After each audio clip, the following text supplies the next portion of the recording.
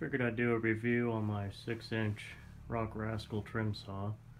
This one has a stone on the side for polishing the rocks. It's a pretty good sized motor.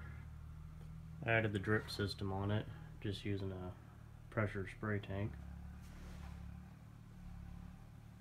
It's mounted on some press board, which probably won't last too long with all the water, but it's a good start till I get it mounted to a bench. Underneath it's just held on by a single screw into the top of the bearing, and this does have sealed bearings and not bushings.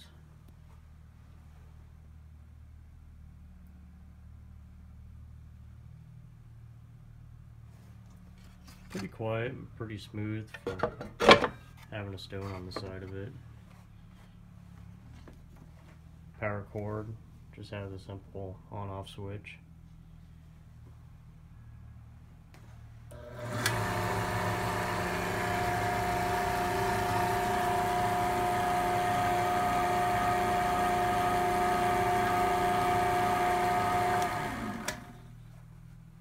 And that's about it. It's a pretty good machine for something off of eBay that was fairly cheap. Something to get started with.